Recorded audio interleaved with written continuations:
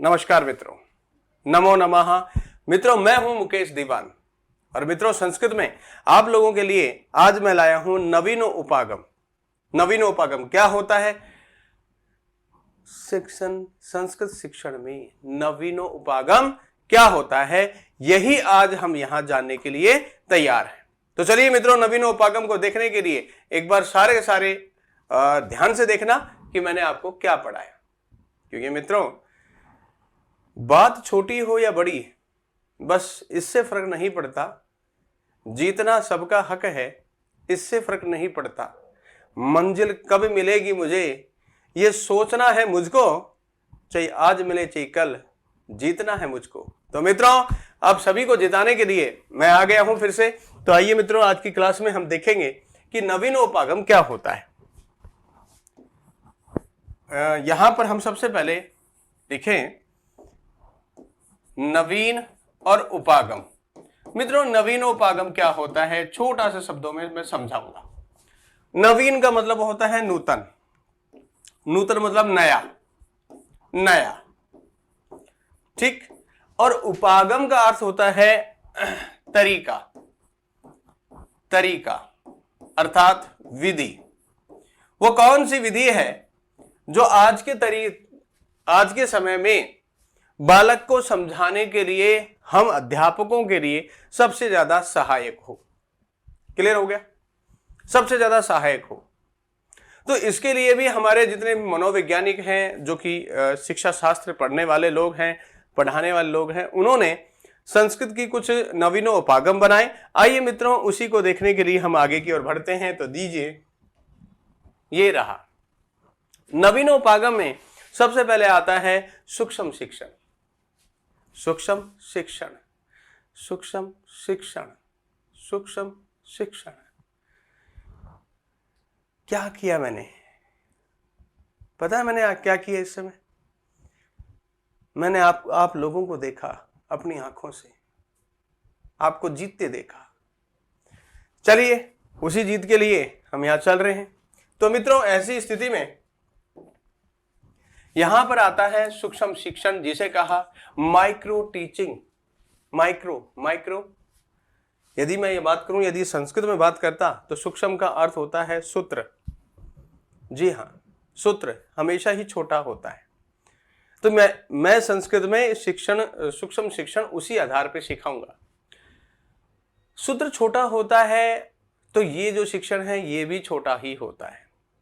ये किसके लिए होता है? अध्यापक के लिए होता है। अध्यापक के शिक्षण प्रशिक्षण के लिए इसका प्रयोग किया जाता है। आइए मित्रों इस चीज के प्रवर्तक यानी कि ये जो सूक्ष्म शिक्षण है, इसको बनाने के का योगदान जो है वो एलन महोदय को जाता है। एलन महोदय के साथ में उनके मित्र हैं एचिसन, बुश और एलन। इन्होंने मिलकर के एक सूक्ष्म शिक्षण बनाया, और वो भी 1961 में। क्या आवश्यकता थी इस शिक्षण की, वो भी मैं क्लियर कर दूं। सबसे बड़ी समस्या ये थी कि जब टीचर को ट्रेनिंग दी जाती है, जब टीचर को ट्रेनिंग दी जाती है तो सबसे पहले टीचर के स्किल्स को मजबूत करना होता है। स्किल्स कैसे मजबूत होगी? कौशल उसके, जब उसके हर उस टॉपिक को जो उसके क्लियर नहीं हो रहा, जो कठिन है या फिर बहुत सरल है, कई बार बहुत सरल होने पर भी बहुत कठिन हो जाता है, उसको समझाने के लिए क्या करना होता है? उन बच्चों को जो 5 हैं, 8 हैं, 10 हैं टीचर्स हैं, उनको समझाने के लिए एक अध्यापक उस टॉपिक को समझाता है ताकि उन बच्चों को वो मुख्य धारा में अन्य जो टीचर्स हैं उनके साथ में जुड़ जाए। मित्रों यही काम हम कक्ष में भी करते हैं। कुछ बच्चे हैं जो बहुत प्रतिभाशाली हैं, कुछ बहुत ही सामान्य से नीचे हैं। तो उन बच्चों को जो टॉपिक, जो पाठ्य बिंदु संस्कृत में समझ में नहीं आती समूह में, उन्हें हम निश्चित रूप से किस में समझाते हैं? एक क्लास में। आजकल इसका जो रूप है वो हमारे ट्यूशन ने ले लिया है। जी हाँ, ट्यूशन ने 4-10 बच्चे पढ़ाना, उनको उस टॉपिक को समझाना।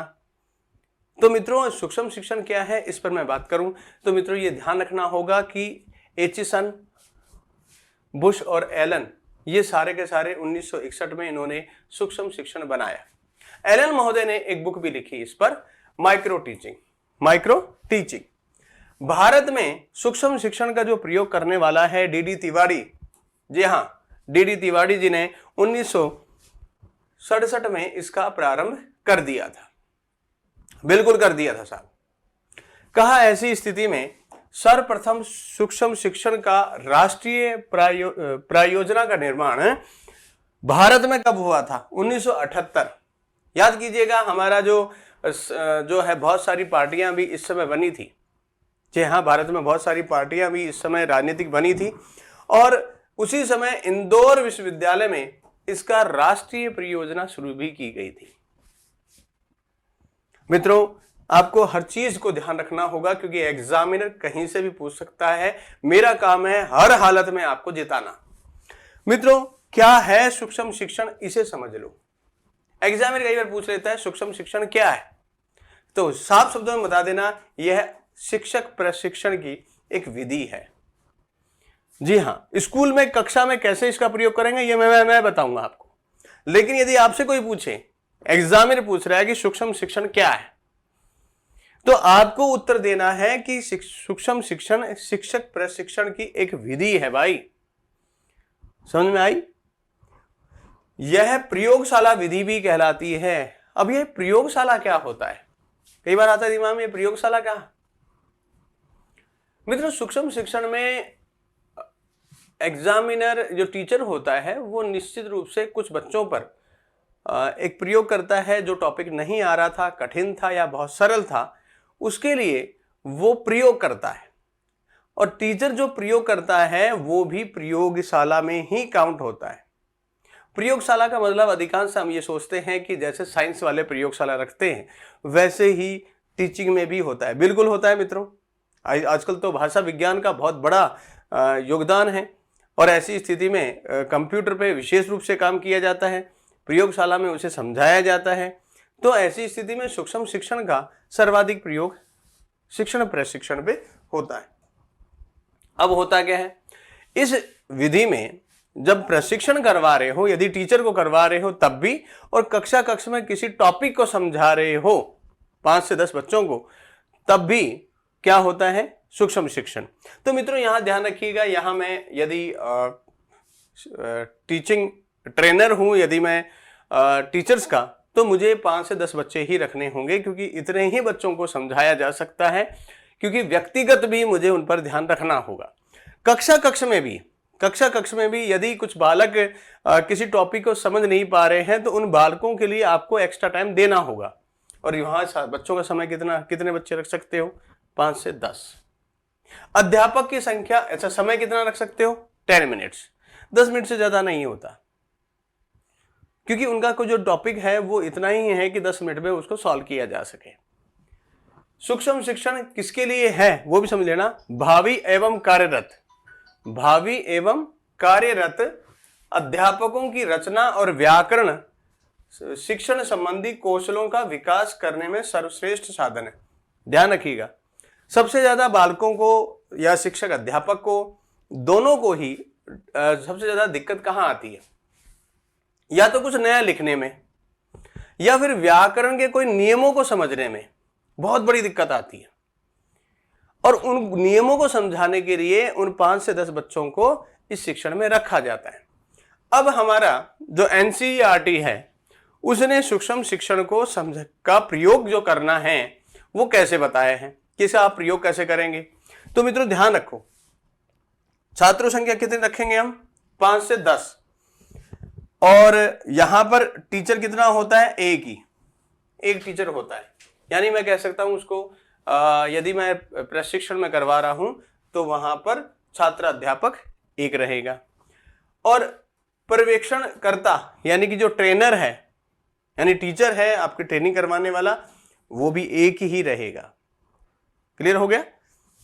अब कहा सूक्ष्म जो पाठ की अवधि कितनी होगी? जो सूक्ष्म जो पाठ की अवधि यानी जो मैटर है वो केवल 6 मिनट का ही रहेगा। लेकिन ये जो सारा काम होने पर भी जो शिक्षण चक्र की अवधि जो है वो 36 मिनट की रखी गई है। बोले भाई जब आपको सूक्ष्म पाठ को पढ़ाने के लिए 6 ही मिनट चाहिए तो फिर ये 30 मिनट किस काम के हैं? भाई 36 का है ना, आपने 6 इधर ले लेता हूं तो टोटल 30 मिनट हो गए। बोले ये 30 मिनट में क्या करेंगे आप बाकी के? तो मित्रों यहां पर इस चीज को हमें समझना होगा कि 30 मिनट का हम क्या करने वाले हैं।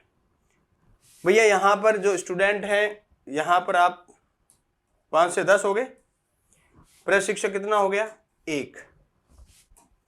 ठीक, यहां पर अवधि 6 मिनट की और सूक्ष्म चक्र कितने मिनट का चलेगा? 36 मिनट का। अब ये 36 मिनट में आप क्या करने वाले हैं? इसके लिए एनसीईआरटी क्या कहती है कि साहब इसके 5 भागों में इसे बांटा गया। मूलतः सूक्ष्म शिक्षण चक्र को 5 भागों में बांटा गया। सबसे पहले क्या करना होगा मित्रों? सबसे पहले हमें जो शिक्षण कार्य जो करवा रहे हैं उसका जो समय है, भाई हम टीचर हैं, बच्चे को समझा रहे हैं, तो हमारे पास मिनट कितनी है? 6 मिनट में तो हमें वो शिक्षण कार्य शुरू करवाना है। फिर क्या करना है? फीडबैक पृष्ठ पोषण सत्र, अर्थात आपने जो पढ़ाया उसको आप बच्चे को आया कि नहीं आया, इसका फीडबैक कितना मिनट में लेंगे? 6 मिनट में। उसके लिए भी 6 मिनट है।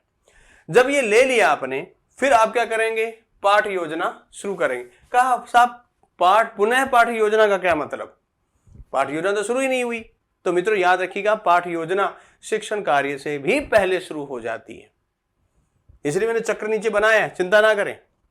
कहा ऐसी स्थिति में जैसे ही पाठ योजना आपने पुनः पाठ योजना शुरू करी, अब आपको क्या करना है? पुनः शिक्षण कार्य करवाना है, क्योंकि आपके यहां पर बालक ने 6 मिनट आपने पढ़ाया, फिर से पढ़ाना शुरू होगा कि 6 मिनट का समय यहां रखा गया है और फिर आपको फीडबैक लेना होगा, फिर से फीडबैक लेना होगा। तो मैं ये कहूंगा मैंने यहां 5 भागों में बांटा है, लेकिन ये देखा जाए तो 6 भागों में है। कैसे? पहले आप पाठ योजना, फिर शिक्षण कार्य, फिर क्या करना होगा? फीडबैक लेना होगा, फिर पुनः पाठ योजना शुरू करनी होगी। पाठ योजना के बाद में आपको फिर से क्या करना है? शिक्षण कार्य करवाना है। शिक्षण कार्य के बाद में फिर से जो है आपको फीडबैक लेनी होगी। तो कुल 36 मिनट हो गए। जरा सा देखिए, लाइए, लगाइए, यहाँ 24 और 12 36 मिनट हो जाते हैं। कुल जो समय है वो 36 मिनट का रहता है। अब कहा आपसे कि एग्जामिनर यदि मुझसे ये पूछे कि सूक्ष्म शिक्षण का जो क्रम या सोपान है वो कैसे हैं, तो देखिए मित्रों, यदि एग्जाम पूछता है कि शिक्षण सूत्र का सोपान कैसे हैं, तो वो देखिए सबसे पहले क्या होगा? पाठ योजना का प्रारंभ। मान लीजिए ये नहीं दिया तो फिर वो यहां से देगा, ध्यान रखना होगा। यदि स्टार्टिंग में ये नहीं दिया तो यहां से शुरू करेगा वो। तो या तो वो लेगा क्या? पाठ योजना के बाद में शिक्षण कार्य, फिर फीडबैक लेना है आपको, फिर पुनः पाठ योजना शुरू करनी है और उसके बाद में आपको पुनः शिक्षण कार्य करवाना है और फिर फीडबैक लेनी है। तो जरा सा एक बार क्लियर कर लें, 1 2 3 4 5 6 6 स्तरों पे आपको काम करना है। एग्जामिनर ये पूछने में कभी भी पीछे नहीं हटता। चक्र देखो, क्या साहब एग्जामिनर पूछ रहा है सूक्ष्म शिक्षण का चक्र बताओ कितने स्टेप होंगे। तो पहला स्टेप तो कौन सा है? पाठ योजना प्रारंभ कर देना। फिर क्या करना? शिक्षण कार्य करवाना। फिर क्या करना? शिक्षण कार्य करवाए, उसका फीडबैक लो। फिर उसके बाद में क्या करो? फिर से पाठ योजना शुरू करो। फिर क्या करो? फिर शिक्षण कार्य करवाओ और फिर क्या करो? पुनः फीडबैक लो। कुल 36 मिनट में यह काम करना होगा, क्योंकि मैटर ही इतना होता है। मान लीजिए इको यंची पढ़ाना है आपको, चलिए थोड़ा सा बता देते हैं। इको यंची सूत्र है। अब इस चीज की आपको पाठ योजना बनाओ। इको यंची सूत्र यण संधि का क्या है, इसके उदाहरण कैसे हैं, कैसे बनते हैं। तो पहले पाठ योजना प्रारंभ कर दी। अब आपको क्या करना है? शिक्षण कार्य में इस सूत्र को समझाना है कि क्या है ये सूत्र, इसकी व्याख्या जो आप कर सकते हैं इस 6 मिनट में आप करो। फिर बालक से समझो कि क्या बालक को वो सूत्र समझ में आया। यदि आ गया तो उस पर और विशेष के लिए पाठ योजना में बनाओ। बनाने के बाद में फिर शिक्षण कार्य शुरू करो और फिर फीडबैक लो। तो ऐसी स्थिति में वो उस बालक के वो जो सूत्र है वो कंठस्थ हो गया, समझ में आ गया। इसीलिए कहा पाठ योजना का प्रारंभ, फिर शिक्षण कार्य के बाद में फीडबैक, फीड के बाद में पुनः पाठ योजना, पुनः पाठ योजना के बाद में पुनः शिक्षण कार्य और पुनः शिक्षण कार्य के बाद पुनः पुनः फीडबैक, पृष्ठ पोषण फिर से लेना होगा, कुल मिलाकर के 36 मिनट। पुनः पाठ योजना में सबसे अधिक समय लगता है 12 मिनट का, पुनः पाठ योजना में 12 मिनट का समय लगता है, बाकी सब में 6-6 मिनट का समय लगता है। क्लियर हो गया दिमाग में? तो अब यहां कहा कि इसका उद्देश्य क्या है, क्या साहब इसका मूल उद्देश्य क्या है कि विशिष्ट शिक्षण कौशलों का विकास करना। विशिष्ट कौशल, ये विशिष्ट कौशल क्या होता है? आपने मित्रों पाठ योजना में एक सामान्य उद्देश्य और एक विशिष्ट उद्देश्य लिखे थे, सोचिएगा। तो विशिष्ट उद्देश्य क्या है कि बालक इकोयंची सूत्र को पूर्ण रूप से समझ सके कि किस नियम के अनुसार यहां कार्य हो रहा है। क्लियर हुआ? अब मित्रों एक कदम आगे बढ़ूं मैं, तो कहा मेरे पास दल शिक्षण आता है, यानी कि टीम टीचिंग, टीम बना करके। ये टीम बनाने में क्या सबसे बड़ा है मित्रों? टीम दल शिक्षण का प्रयोग हम अक्सर जब श्लोक आते हैं, जब श्लोक में समास, संधि, कारक, विभक्ति सारी आती हैं, तब दल शिक्षण की हमें व्याकरण शिक्षण में सबसे ज्यादा जरूरत पड़ती है, रचना कार्य में भी सबसे ज्यादा दल शिक्षण की जरूरत पड़ती है। दल शिक्षण का मतलब है एक से अधिक टीचर पढ़ाएंगे, यानी एक से अधिक, 2 या 2 से अधिक पढ़ाएंगे इसमें टीचर। तो यहाँ पर दोनों टीचरों का काम क्या है वो समझाता हूँ, पहले इसके बारे में समझ लें। मित्रों दल शिक्षण के बारे में कई बार परीक्षक ने इसका दूसरा नाम बदल के दिया, जिसको कहा सहकारिता शिक्षण। एग्जामिनर ने इसका नाम बदल के कई बार पेपरों में दिया कि साहब सहकारिता शिक्षण का अन्य नाम क्या है? बोले साहब दल शिक्षण, टीम। सहकारिता का मतलब होता है, सहकारी का क्या क्या मतलब है? सहकारी का एक ही मतलब है साथ मिलकर, साथ मिलकर। और मित्रों इसी साथ मिलकर के ही हम यहां काम करेंगे। कहा मैंने इसकी एक प्रस्तावना बनाई है। कहा ये क्या है? कहा ये शैक्षणिक संगठन का एक ऐसा रूप है जिसमें विभिन्न विषयों के अध्यापक एवं विशेषज्ञ मिलकर प्रशिक्षण कार्य करवाते हैं। नहीं समझ में आया? मैं समझाता हूं क्या हो कह रहा है, मैं वो समझा देता हूं आपको। ये भाई एक संगठन है, शिक्षण का एक संगठन है जिसमें क्षेत्रीय भाषा का टीचर, उस सब्जेक्ट का टीचर और व्याकरण का टीचर, ये सारे मिलकर के क्या करते हैं? उस कक्ष में जो बालक हैं, जिसमें जिन बच्चों को समस्या आ रही है ओरल या लिखित में, उस चीज को ये समझाते हैं। कहा कैसे समझाते हैं? तो कहा इसमें छात्रों संख्या कितनी रखें? भाई 10 से तो अधिक होनी चाहिए और 30 से कम, क्योंकि 10 तक तो हम सूक्ष्म शिक्षण में हम पढ़ा सकते हैं। अब शिक्षक की संख्या कितनी होगी? 2 या 2 से अधिक, यानी जो कक्ष में जो टीचर होंगे या तो 2 होंगे या 2 से अधिक, 3, 4, ज्यादा भी नहीं हो सकते। ठीक है ना? तो कहा इसका आप स्टेप जो लोगे वो कैसे लोगे, यानी कि इसके सोपान कैसे बनाओगे? याद कीजिएगा सोपान चक्र, शिक्षण सूक्ष्म शिक्षण का जो चक्र था उसमें 6 स्टेप थे। पाठ योजना प्रारंभ करना, शिक्षण कार्य करवाना, फिर क्या था उसमें? पुनः पाठ योजना, फीडबैक ले लिया, फिर पुनः पाठ योजना, फिर शिक्षण कार्य, फिर फीडबैक। और सबसे ज्यादा किस में समय लगता है? पुनः पाठ योजना में सबसे ज्यादा 12 मिनट लगती है वहां। अब कहा इसके सोपान क्या है? तो मित्रों इसके 3 सोपान है। सबसे पहले क्या करना है? योजना बनानी है। योजना बना करके उसकी पूरी व्यवस्था करनी है और व्यवस्था करके हमें मूल्यांकन करना है। योजना में सारा क्या आ गया? पाठ योजना सबसे पहले, फिर जो बच्चे बैठे हैं, यानी जो बच्चे हैं, इन बच्चों को किस तरह से समझाया जाएगा इसकी व्यवस्था करनी है कि कौन तो संस्कृत में बोलेगा, कौन स्थानीय भाषा में उसे समझाएगा और कौन जो है उसके ग्रामर को समझाएगा, ये व्यवस्था की जाएगी। और व्यवस्था करने के बाद मूल्यांकन, बालकों को समझ में आया कि नहीं आया। अब मान लीजिए एक बालक है आपकी क्लास में, जो विशेष रूप से साहित्य में इसका प्रयोग ज्यादा किया जाता है। श्लोक गाया एक ने श्लोक गाया, दूसरे ने उसका भावार्थ समझाया, तीसरे ने उसमें आने वाली व्याकरणिक चीजों को समझाया। यानी एक ही टॉपिक को 3-3 अध्यापकों ने अपने व्यू से समझाया, और इसी का ही नाम क्या है? दल शिक्षण। मित्रों, दल शिक्षण में 3 स्टेप हैं, ये ध्यान रखना। अब यहां बताता हूं इसके घटक। मित्रों, इसमें सैद्धांतिक पक्ष के 3 घटक हैं। कैसे हैं मित्रों? सबसे पहले तो ये पता लगाना होगा सभी अध्यापकों को कि छात्रों की आवश्यकता क्या है, क्या चाहता क्या है बालक। क्योंकि जिन 10 से 30 बच्चों के बीच में लेके बैठे हो, यदि अध्यापक को ये ही नहीं पता कि वो बच्चे चाहते क्या हैं, तब तक उनको समझाना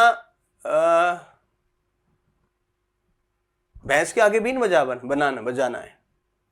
बच्चा कुछ और चाह रहा है, टीचर कुछ और बता रहा है। तो सबसे पहले हमें छात्रों की आवश्यकता का पता होना चाहिए कि वो चाहते क्या है। फिर हमें जो टीचर हैं वो मिलकर के काम करें, शिक्षकों का योगदान। ऐसा नहीं कि अध्यापक जो है, एक अध्यापक तो मिलकर जोश के साथ में समझा रहे हैं, दूसरा बिल्कुल मरा पड़ा है समझाने में, तो योगदान बहुत बड़ा है। तीसरा कहा, विद्यालय जो वस्तु और घटक हैं उनका उचित प्रयोग। आप जो पढ़ा रहे हैं उसमें आप कितने उपकरणों का प्रयोग कर रहे हैं जो कि विद्यालय में है, ये चीज बहुत बड़ी रखती है बच्चे को समझाने के लिए। तो मित्रों, ये 3 घटक हैं, छात्रों की आवश्यकता, शिक्षकों का योगदान और विद्यालय वस्तुओं का प्रयोग। तब जाकर के कोई टॉपिक समझ में आता है। मित्रों, जब दल शिक्षण और सूक्ष्म शिक्षण से कार्य कुछ बन जाता है, तो हमें उन बालकों को कोई विशेष रूप से क्या देना पड़ता है? प्रोजेक्ट, यानी प्रायोजना कार्य या प्रायोजना विधि भी कह सकते हैं इसको। प्रायोजना का ही नाम प्रायोजना विधि भी है, यानी खुद से सीख पाए वो, खुद उस चीज पर हल निकालें जो उनकी समस्या है। प्रायोजना कार्य है क्या? अब देखो यहां पर कहा, छात्रों के समक्ष जीवन की जुड़ी एक समस्या के समाधान के लिए सामग्री एकत्रित करने का कार्य दिया जाता है। इस कार्य को प्रायोजना विधि भी कहा जाता है। देखिए मित्रों, क्या कहा मैंने? बालक के सामने एक समस्या का समाधान दिया जाता है। अब किससे जुड़ी? जीवन से जुड़ी हुई। भैया, जीवन से जुड़ी हुई हम बालक के गवर्नमेंट स्कूल में देखेंगे तो बहुत सारी समस्याएं हैं। सबसे बड़ी समस्या तो ये है कि उनके सामने जो आप दे रहे हैं पाठ्य वस्तु से, या फिर कोई ऐसी चीज जो कि वो नहीं समझ पा रहे हैं, जैसे कि जिन एरियो में आज भी रेगिस्तान ही हैं, वहाँ पर पत्ते वगैरह पेड़ पौधे बहुत कम हैं, यहाँ पर आप संस्कृत में वो कार्य दे सकते हैं कि कलेक्शन करना। जो समस्या है, उसकी समस्या ये है कि कुछ चीज़ों को वो समझ, व्याकरण के नियमों को नहीं समझ पा रहा, या फिर साहित्य के किसी नियम को वो समझ नहीं पा रहा।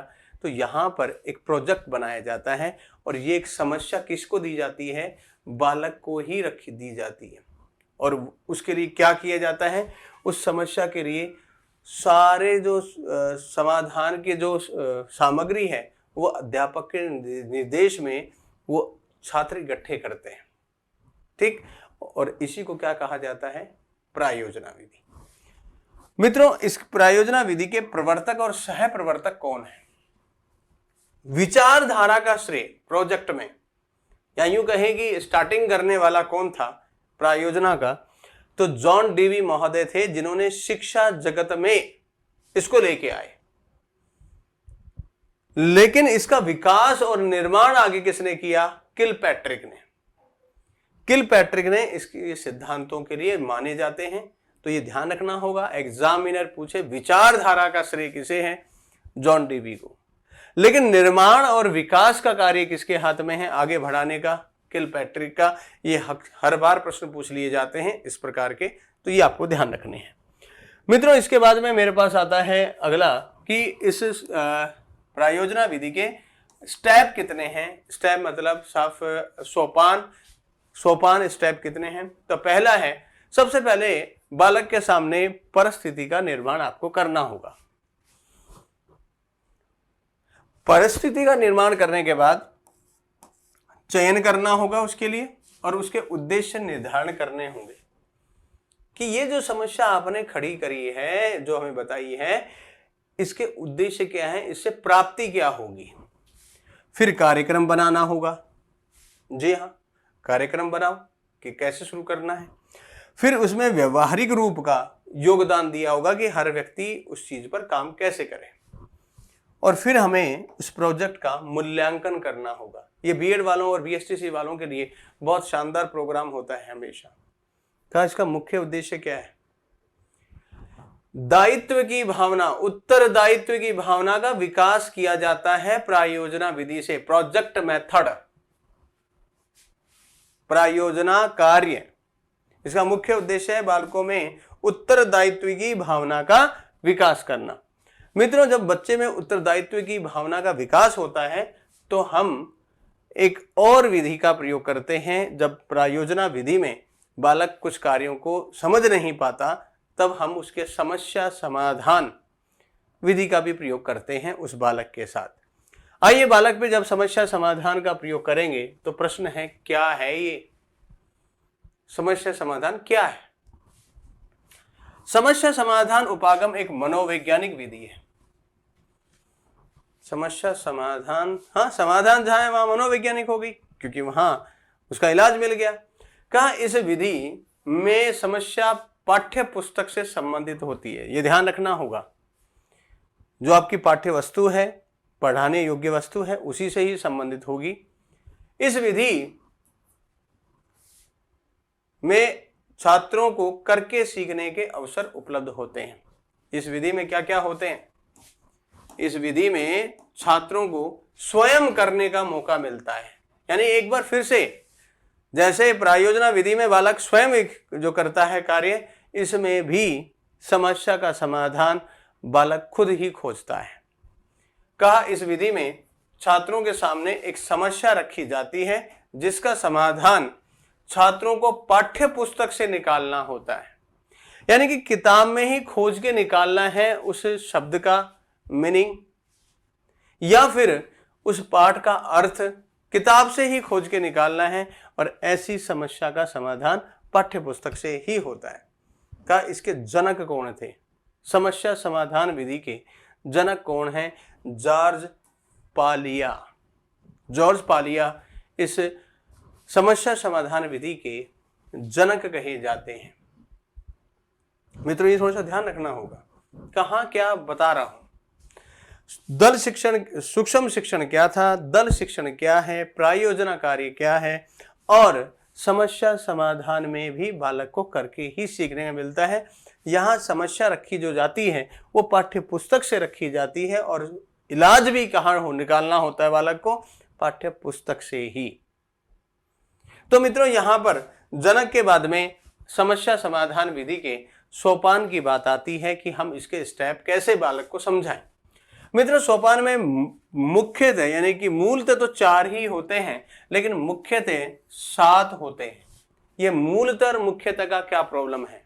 एग्जामिनर हर बार एग्जाम में ये पूछता है, समस्या समाधान विधि उपादान कति मूलतः कति सोपानम। मूलतः शब्द लगाया 4 ही है, लेकिन मुख्यतः लगाया यदि शब्द उसने तो 7 ही आंसर देके आना होगा। सबसे पहले यहां देखो, मूलतः में समस्या का चयन किया जा रहा है। जो भी बच्चे को समस्या है उसका चयन किया जाए पाठ्यपुस्तक से। फिर उसका क्या किया जाए? समाधान के अन्वेषण प्रक्रिया, यानी समाधान की प्रक्रिया शुरू की जाए। फिर उससे संबंधित कल्पनाएं करनी होंगी उससे संबंधित उस समस्या से, और फिर क्या निकालना होगा? उसका समाधान। अब इन 4 को ही 6 में बांट दिया। पहले क्या करूं? समस्या का चयन कर लिया सबसे पहले। अब समस्या जो है उसका विश्लेषण करना होगा, पूर्ण रूप से समझना होगा उसको कि है क्या समस्या। आधी अधूरी नहीं समझना। पाठ्य पुस्तक में आई हुई समस्या को आधी अधूरी नहीं समझना। एक बालक की समस्या नहीं है, वो बहुत सारे बालकों की समस्या हो सकती है। तो उसका सबसे पहले हमें समस्या का विश्लेषण करना है। फिर क्या करना है? समस्या का वर्णन करना है कि भैया ये प्रॉब्लम है, लिखित में ले लो कि हाँ साहब ये प्रॉब्लम है। हो गया।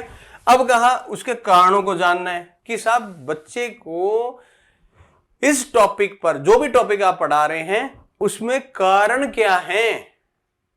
ऐसा तो नहीं है कि उसके बाह्य कारण हो, स्थानीय कारण हो, या फिर उसका आलसीपना हो, या फिर उसका अधिक प्रतिभाशाली होना, यह भी एक कारण हो सकता है समस्या का समाधान नहीं ढूंढ पाना। क्योंकि यदि मैं, एक छोटी सी बात है मित्रों, यदि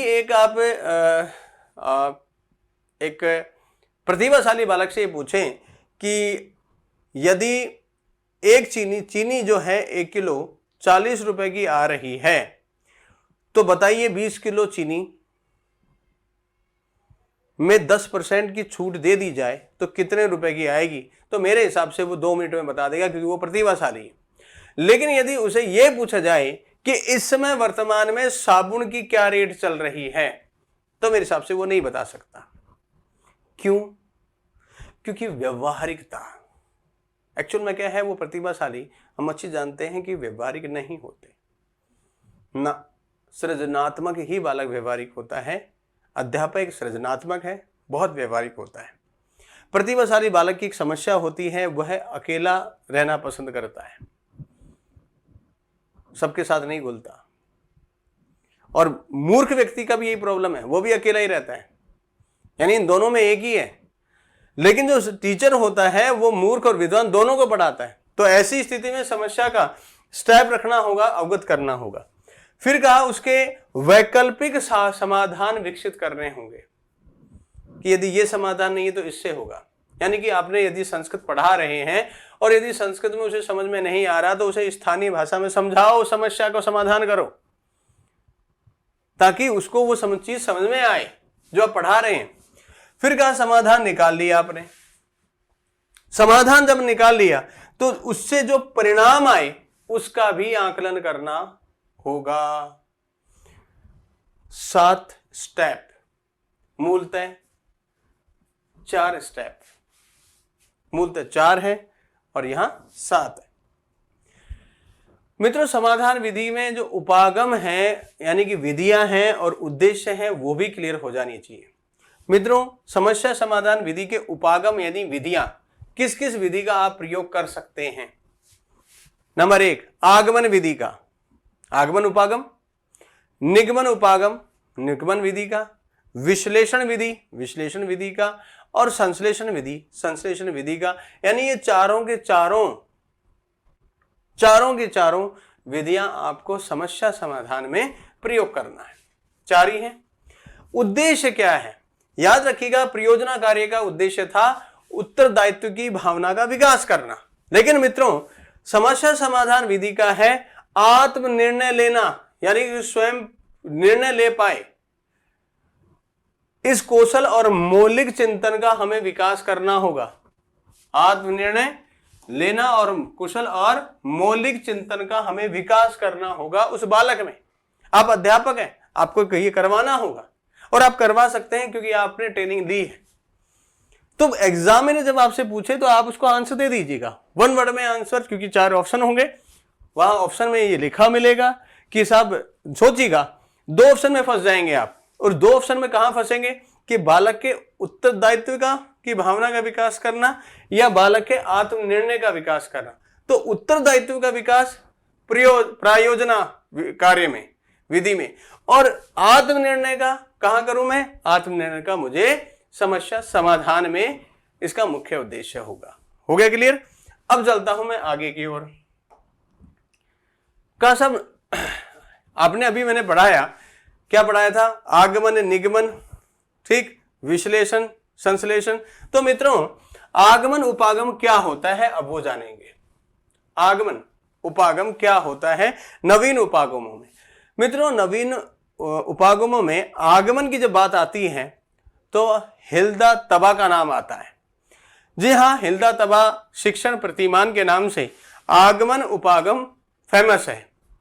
हिल्दा तबा एक ऐसे बहुत बड़े इसके रचयिता रहे, यानी कि इस विधि को बनाने वाले। उन्होंने क्या कहा, कैसे प्रयोग करेंगे हम, वो सुनिए। का इसका दूसरा नाम हिल्दा तबा शिक्षण प्रतिमान है, किसका? आगमन उपागम का, ठीक। और कहा इसके प्रवर्तक भी हिल्दा तबा ही है। इन्होंने क्या कहा, क्या है ये विधि, इन्होंने क्या समझाई वो समझ लें।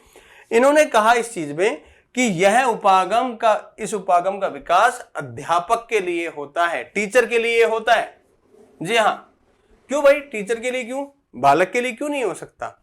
तो सुनिए, यहां टीचर का मतलब है वो छात्र अध्यापक जो आप ट्रेनिंग कर रहे हैं उनके बारे में कहा है। नंबर 1, जो ट्रेनर हैं उनके लिए कहा है कि उन अध्यापकों के लिए है जो भावी टीचर बनने वाले। अब कहा क्या है इस विधि में कि इसमें अध्यापक अधिगम की समस्याओं का विश्लेषण कर उनका निदान और उपचार स्वयं कर सके। इस विधि का क्या उद्देश्य है? इस उद्देश्य क्या है कि अध्यापक जो पढ़ा रहा है उसमें जो समस्या आ रही है उनका विश्लेषण करे, यानी पूर्ण रूप से देखे उस समस्या को, तथा उसका निदान यानी लक्षण ढूंढे और लक्षण ढूंढ करके उसका उपचार करे, क्योंकि उसे क्लास में पढ़ाना है।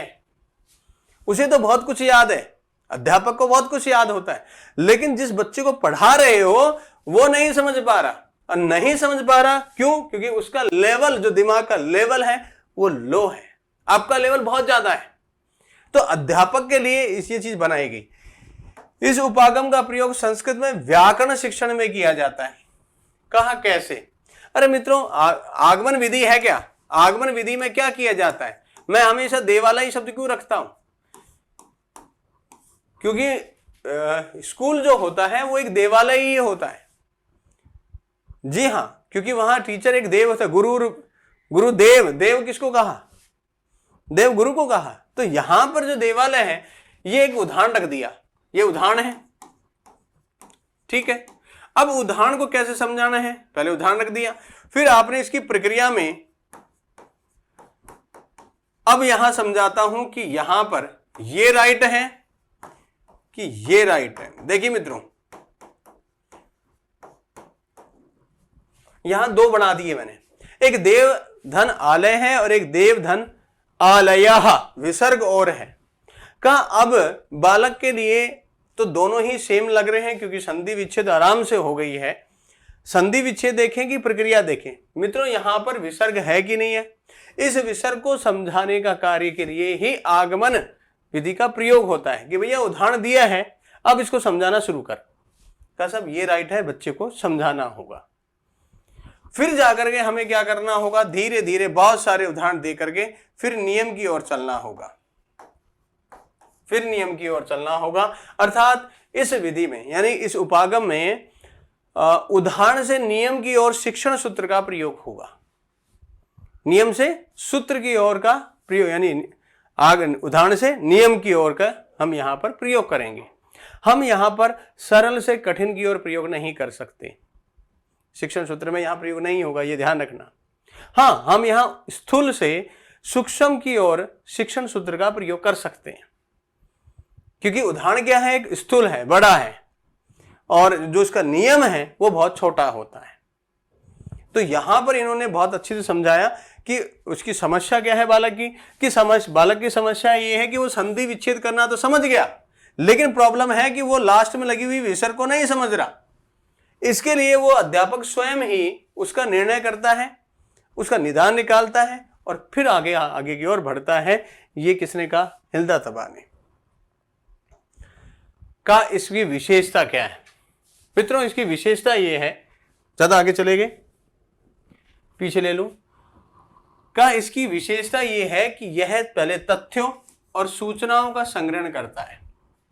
सबसे पहले इसकी विशेषता आगमन विधि का है, जितने भी तथ्य हैं, जितने भी उदाहरण हैं, आपको उनको इकट्ठा करना होगा, सूचनाओं को एकत्रित करना होगा कि बालक कैसे समझाऊं बालक को।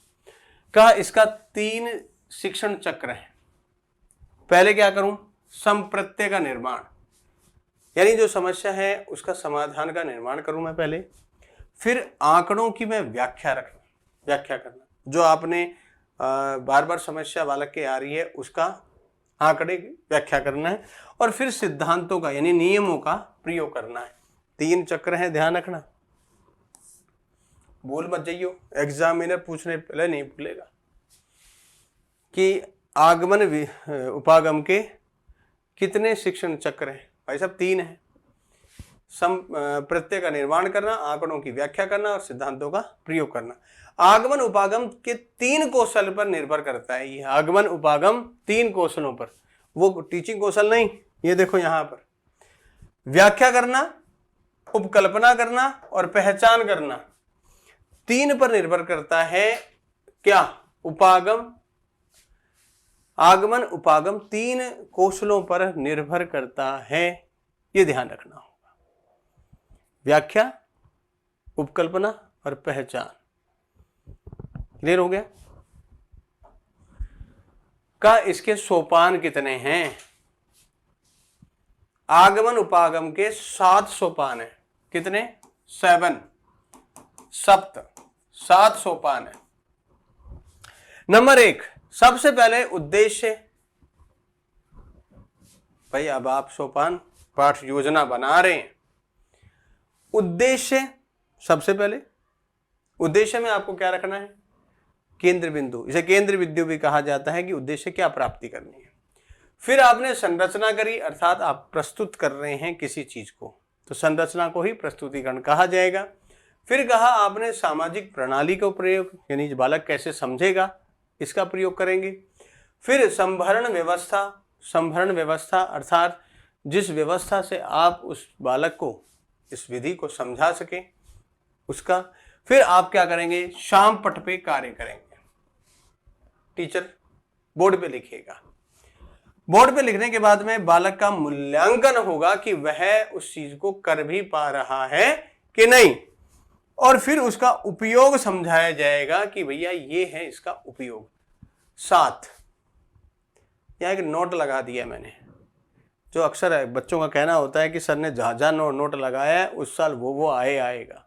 ऐसा बहुत सारे बच्चे कहते आए मुझे कि सर जहां भी आपने नोट लगा दिया इसका मतलब है वो इस बार पेपर में आएगा। ये बालकों का मानना है, मेरे पे ऊपर वाले का और बच्चों का दोनों का रहम है, कृपा है। अध्यापक इस उपागम का प्रयोग छात्रों के शिक्षण अधिगम के लिए करता है। समझ में आया? शिक्षण अधिगम के लिए, छात्रों पे, खुद के लिए नहीं करता।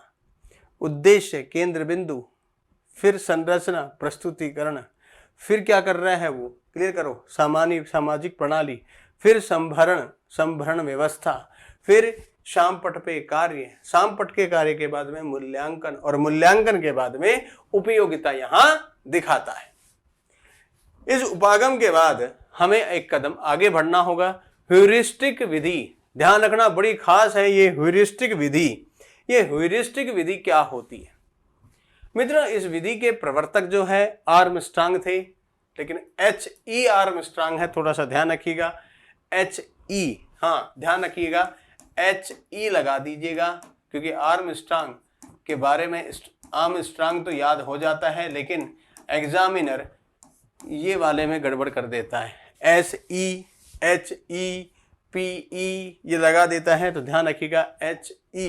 आर्मस्ट्रांग इसके प्रवर्तक हैं। कहाँ प्रयोग में आती है ह्यूरिस्टिक? ध्यान रखना, ये दूसरा प्रश्न बनता है। ये व्याकरण शिक्षण में ही काम में आती है।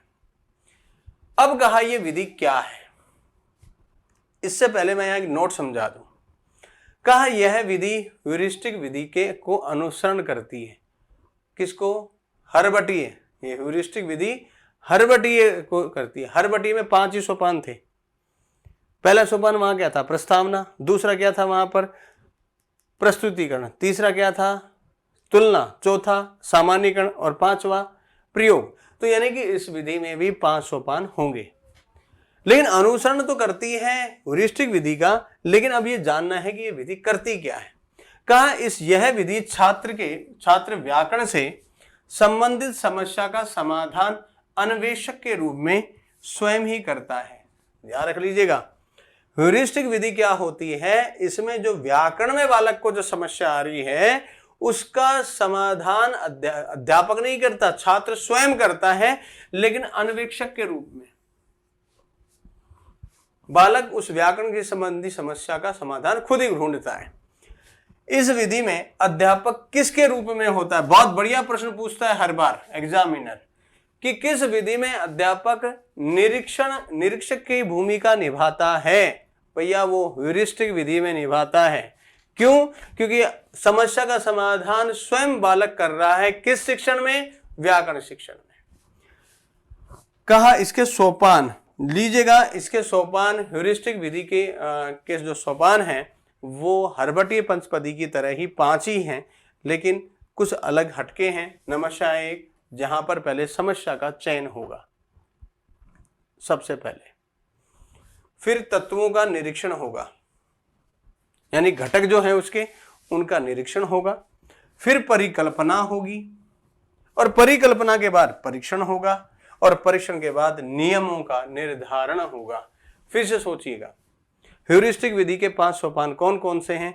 नंबर 1, पहले समस्या का चयन करो, फिर तत्वों का निरीक्षण करना होगा आपको, घटकों का, फिर आपको परिकल्पना करनी होगी, फिर परीक्षण कार्य करना होगा, और फिर ही उसके बाद ही आप बालक को नियमों का निर्धारण करवा सकते हैं। तो मित्रों, इस तरह से ह्यूरिस्टिक विधि का निर्माण है। किसने कहा, कहाँ प्रयोग में आती है? मैंने वो हर चीज लिखी यहाँ जो एग्जाम में आपसे पूछी जा सकती है। मेरा बोर्ड जो लिखने का कारण ही यही है कि मैं आपको उस चीज को समझा पाऊं। फिर आया पर्यवेक्षण, अध्यापन, उपागम। पर्यवेक्षण,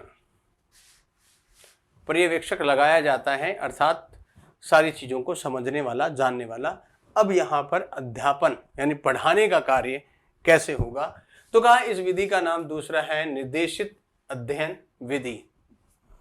याद रखना होगा, ह्यूरिस्टिक विधि में बालक स्वयं अन्वेषक के रूप में होता है ह्यूरिस्टिक में, और शिक्षक निरीक्षक की भूमिका निभाता है।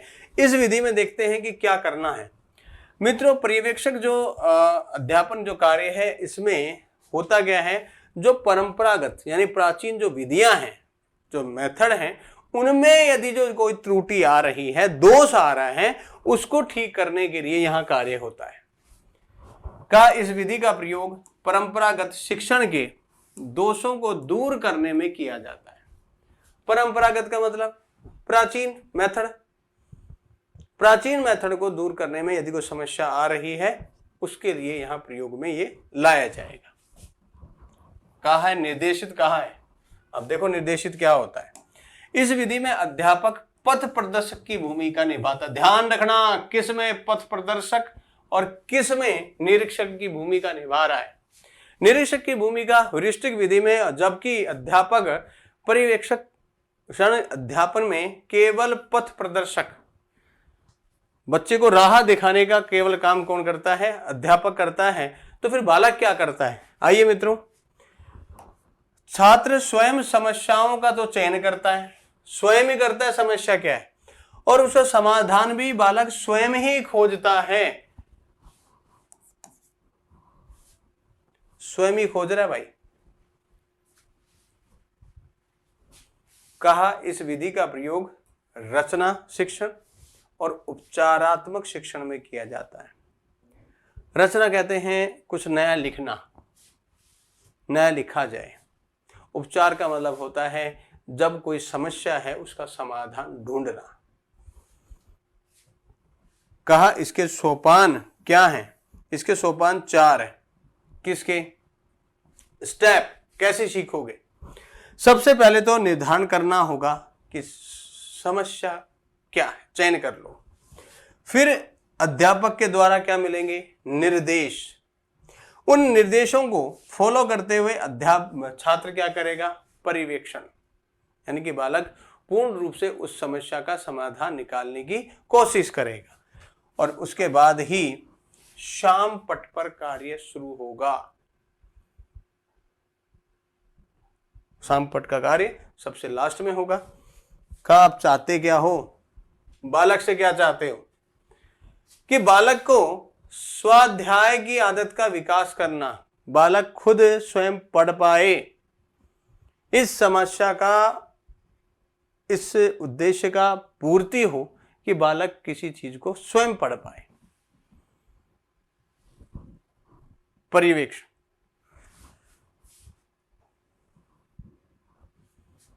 कंप्यूटर आधारित शिक्षण प्रतिमान। कंप्यूटर का दूसरा नाम है संगणक। संगणक, यानी कि आप बात कर रहे हो संगणक विधि की, जो कि आज के समय में बहुत बड़ी आवश्यकता है। अब जो है सोचिए, पहले कभी ब्लैक बोर्ड हुआ करते थे जिस पर हम पढ़ाया करते थे, फिर हमारे सामने व्हाइट बोर्ड आए, और आज जो गवर्नमेंट स्कूलों में डिजिटल बोर्ड का दौर है। डिजिटल का मतलब एक कंप्यूटर का, तो कहा कंप्यूटर को संगणक विधि इसको कहा जाएगा। अंग्रेजी में संगणक को क्या कहा जाता है? कंप्यूटर। क्लियर हो गया मित्रों? इससे क्या हो सकता है? बालक के चारों कौशलों की पूर्ति होती है। सबसे पहले बच्चा कंप्यूटर से सुन सकता है, जैसे कि इस समय आप मोबाइल पे सुन रहे हैं मुझे। दूसरा, आप क्या कर सकते हैं? बोल भी सकते हैं, यानी आप उसमें रिकॉर्ड कर सकते हैं कंप्यूटर में। फिर आप पढ़ भी सकते हैं, यानी आपने जो लिखा या उसमें पहले लिखा है उसे पढ़ सकते हैं। और तीसरा, उसे आप लिख भी सकते हैं। यानी ये चारों कौशलों का कहाँ काम हो रहा है। इसीलिए संगणक की भाषा, संगणक की सर्वश्रेष्ठ भाषा संस्कृत को बताया गया। ये कहा, ये कौन कहने वाला है? हम भारतीयों से कहे कि कंप्यूटर की सर्वश्रेष्ठ भाषा, यदि मैं किसी से कहूँ कि संस्कृत है तो कहेगा हट, बकवास करता है, झूठ बोलता है। संगणक कंप्यूटर की अंग्रेजी होती है, क्योंकि जो दिखाया गया है बालक को वही तो समझ में आएगा। लेकिन नासा के विद्वानों ने, नासा एक अंतरिक्ष में भेजने वाली संस्था है, उसने बहुत बड़ी बात कह डाली कि यदि हमें अंतरिक्ष तक पहुंचना है तो संस्कृत में हमें ज्ञान होना चाहिए, क्योंकि कंप्यूटर जो है सबसे ज्यादा इसी भाषा को ही समझ पाता है और इसी भाषा को जैसा रूप है वैसा वैसा भेज पाता है। वर्तमान काल में इस विधि का सर्वाधिक शिक्षण कार्य करवाया जा रहा है। आप लोगों को भी पता है, इस समय मैं भी क्या करवा रहा हूं, इसी से कार्य करवा रहा हूं। कहा साधन इसके मोबाइल, लैपटॉप, डिजिटल बोर्ड। मैंने डिजिटल बोर्ड का इस्तेमाल किया यहां और आपको समझा रहा हूं। लेकिन याद रखिए मित्रों, अभी मेरे हाथ हैं ईश्वर की कृपा से, हाथ से ही लिख के पढ़ाऊंगा और वही पढ़ाऊंगा जो एग्जाम में सबसे ज्यादा खास है। अब मित्रों आगे की ओर बढ़ता हूं। कहा अभिक्रमित अनुदेशन, ये बहुत बार आता है। अभिक्रमित अनुदेशन है क्या? किसको कहा जाता है? अभिक्रमित अनुदेशन का हिंदी में अन्य नाम बताऊं तो नियोजित अध्ययन विधि। नियोजित का मतलब पूर्ण रूप से सिस्टमैटिक अध्ययन की विधि है। अभिक्रमित का यह विधि जो है कहाँ अधिक सबसे ज्यादा काम आती है? जो बालक पत्राचार से पढ़ने वाले छात्र हैं, दूर दराज में बैठे हुए हैं, नहीं आ सकते संस्था या स्कूल, तो वो वहीं बैठ करके इसको पढ़ सकते हैं। कैसे? अधिक उपयोगी है। कहा इसमें क्या होता है? अभिक्रमित अनुदेशन में प्रस्तावना सबसे पहले, फिर प्रस्तुतिकरण, और इन दोनों के बाद याद रखिएगा सबसे बड़ा, किस विधि में, किस उपागम में, किस विधि में प्रस्तावना और प्रस्तुतिकरण के बाद प्रश्नोत्तर का प्रयोग किया जाता है, वो है मित्रों अभिक्रमित अनुदेशन। जी हां, प्रस्तुतिकरण के तुरंत बाद प्रश्नोत्तर का प्रयोग किया जाता है। क्यों और कैसे किया जाता है? इस विधि में जो चैप्टर है उसको 6 खंडों में बांट लिया जाता है, 6 भागों में, और 6 भागों में बांट करके शुरू किया जाता है। कैसे? कहा प्रश्नोत्तर की वजह से छात्र अपना मूल्यांकन स्वयं कर लेता है। मैं इसको और समझा देता हूं। ध्यान आप लोगों को, जब हम लोग डिजिटल बोर्ड से जो प्रश्न पेपर यानी कि जो टेस्ट सीरीज शुरू करते हैं और आप लोगों से कहते हैं कि चलिए सभी बताएं क्या आंसर है, आपने वो चैप्टर पढ़ लिया और अब आपको वो उत्तर देने हैं, तो वो उत्तर यदि आपको नहीं आ रहा उस 4 ऑप्शन का, तो आप अपना मूल्यांकन स्वयं कर लेते हैं कि अरे मैंने ये चैप्टर पढ़ा था लेकिन मेरे तो याद कुछ है ही नहीं, मैं तो जवाब ही नहीं दे पा रहा। तो यहां दूर दराज बैठा हुआ व्यक्ति इस अपना मूल्यांकन खुद कर लेता है। अब कहा इस विधि में यह विधि उद्दीपन और अनुक्रिया दोनों पर निर्भर करती है। कौन सी वो विधि है जो उद्दीपन और अनुक्रिया दोनों पर काम करती है, यानी मोटिव भी करे और उससे काम भी करवाए? वो है अनुक्रमित अनुदेशन।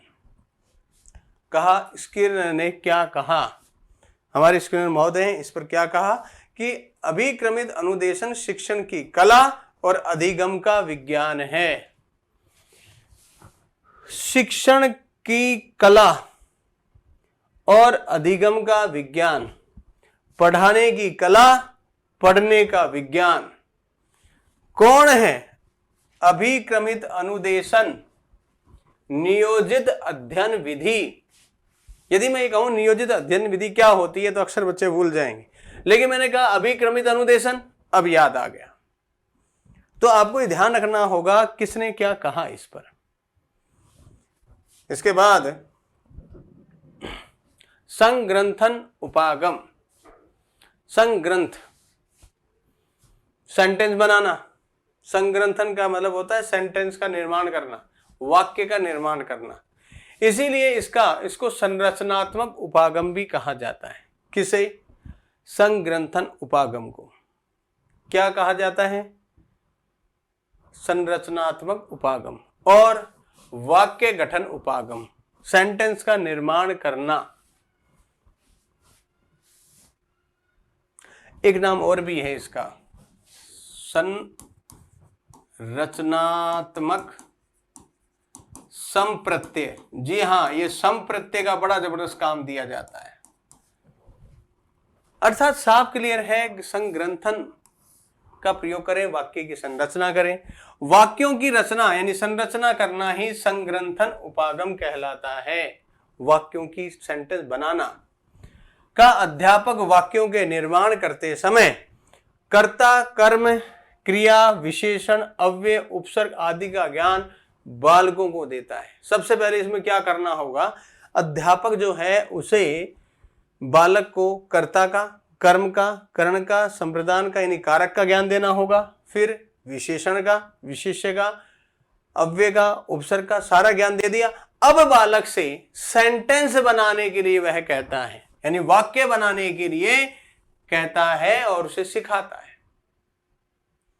किसमें? संग्रंथन में।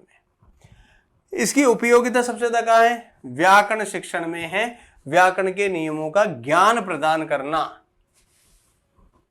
कि व्याकरण का नियम क्या है, क्या कहता है, विभक्ति कहाँ लगेगी, अव्यय का प्रयोग होने पर कौन सी विभक्ति आएगी, ये सबसे ज्यादा कहाँ प्रयोग होता है। इसीलिए हमारा जो ग्रंथ बना होता है, हमारी जो किताब बनी होती है, उसमें जो सेंटेंस होते हैं वो व्याकरण पे डिपेंड करते हैं।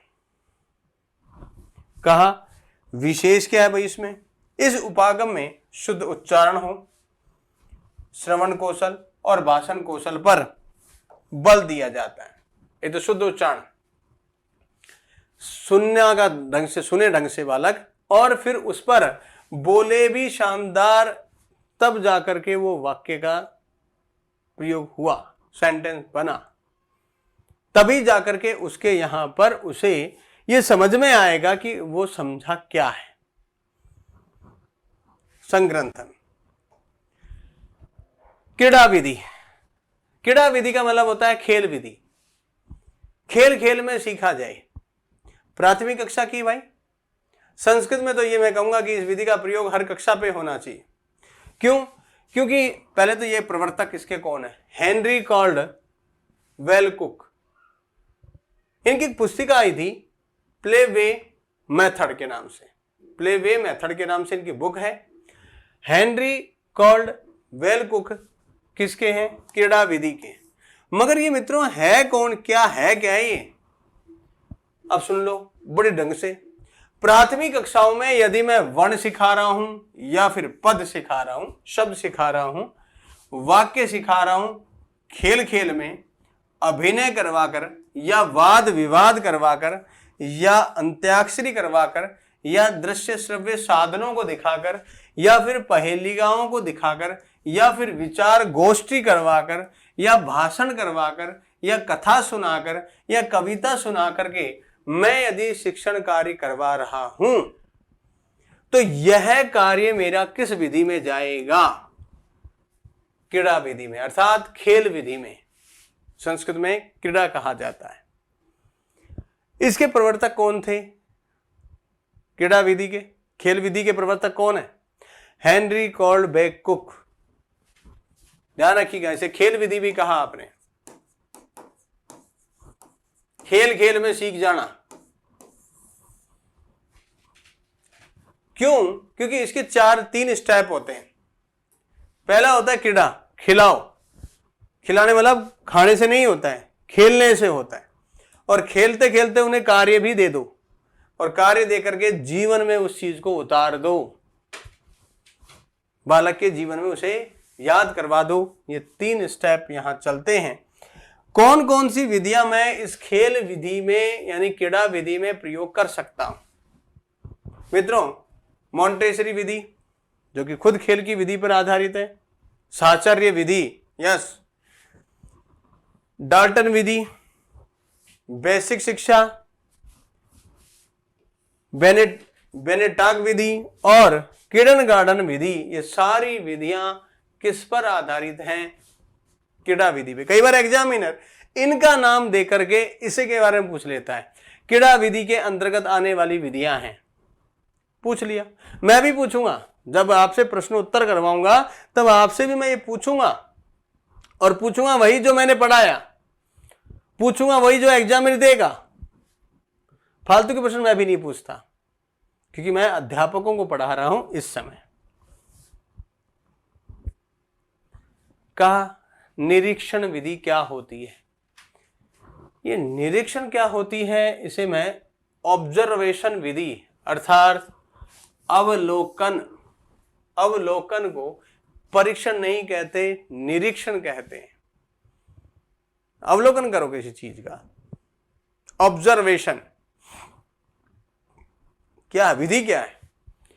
किसी पाठ्य वस्तु या अधिगम स्थान या अधिगम क्रिया सावधानी पूर्वक देखने एवं समझने के लिए की गई क्रिया निरीक्षण विधि कहलाती है।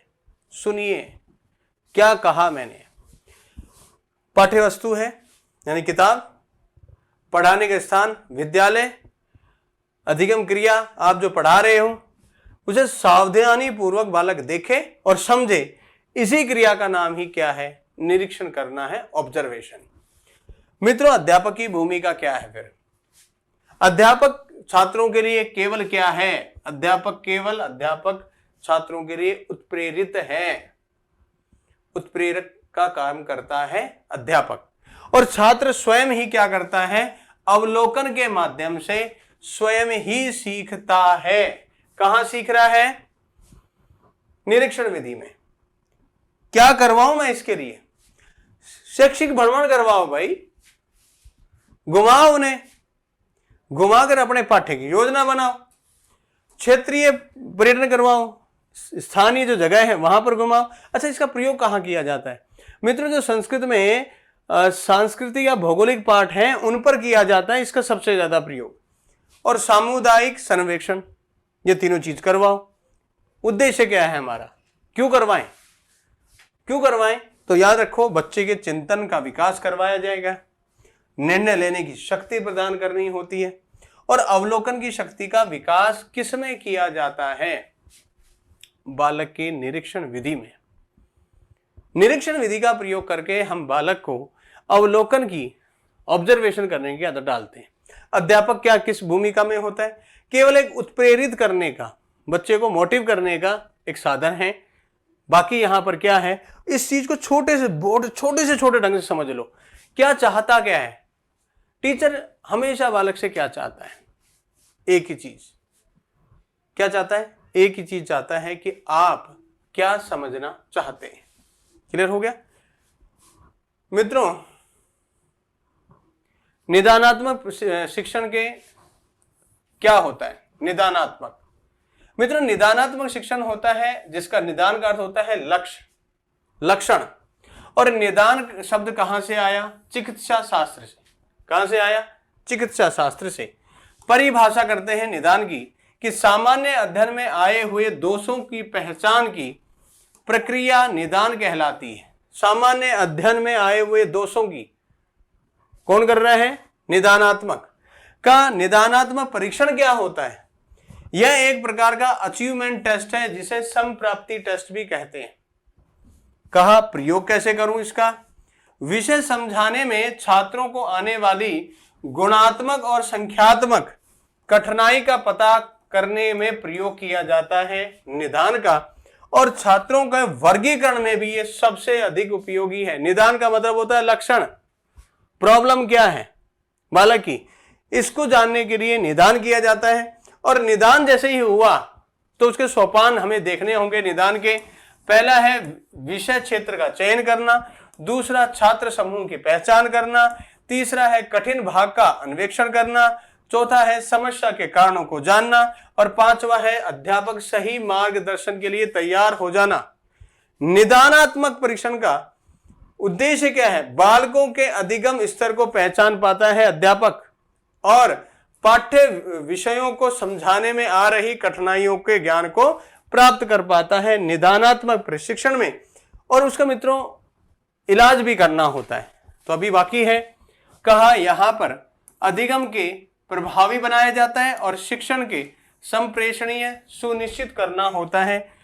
गुड एंड ब्राफी ने क्या कहा कि निदानात्मक परीक्षण उत्तरों की सावधानी से जांच करने की प्रक्रिया का ही नाम निदान है। निदान है। कहा इसी का ही उपचारात्मक शिक्षण क्या होगा? मित्रों उपचार का मतलब होता है निवारण करना। अभिप्राय क्या है? अध्ययन संबंधी सभी प्रकार के दोषों एवं विकारों को दूर करना या निवारण करना ही उपचारात्मक है। परिभाषाएं क्या है? छात्र को सिखाने संबंधी दोषों को ज्ञान प्राप्त करने पर शिक्षण विधियों या उपागमों से दोषों के विकार को दूर करना। दूसरा क्या है? शिक्षण में किया जाने वाला निर्देशात्मक कार्य, अनुदेशात्मक कार्य उपचार शिक्षण में आता है, और उपचारात्मक शिक्षण के लिए कुछ खास कहा। भाषा शिक्षण में छात्रों की भाषा संबंधी अशुद्धियों का निवारण करना ही उपचारात्मक शिक्षण कहलाता है। ठीक है। और मित्रों इसी के विषय में, क्योंकि आपका ये उपचारात्मक शिक्षण में कहा गया कि योकम और सिम्पसन ने क्या कहा कि उपचारात्मक शिक्षण वह विधि या उस विधि को अपनी कुशलता एवं विचारों की त्रुटियों को दूर करने में सफलता प्रदान करता है। ये किसने कहा? सिम्पसन ने। और उद्देश्य क्या है? उद्देश्य ध्यान कर लो, छात्रों के मानसिक तनाव को दूर करके शिक्षण के अवरोध को दूर करना पहला उद्देश्य। दूसरा उद्देश्य है लेखन कला में छात्रों को निपुण बनाना, और तीसरा है लेखन त्रुटियों को दूर करना, और चौथा है पिछड़े बालकों को सामान्य धारा में लाना। तो मित्रों ये था हमारा कौन? नवीन उपागम से संबंधित सारी की सारी विधियां। तो मित्रों हमारे पास सारा का सारा मैटर है। यहां पर हम उपागम को, जो उपचारात्मक उपागम है उसको भी हम यहां देख चुके हैं। तो नवीन उपागम को हमने आज समझा। ढेरों शुभकामनाओं के साथ फिर मिलते हैं आपसे। नमस्कार।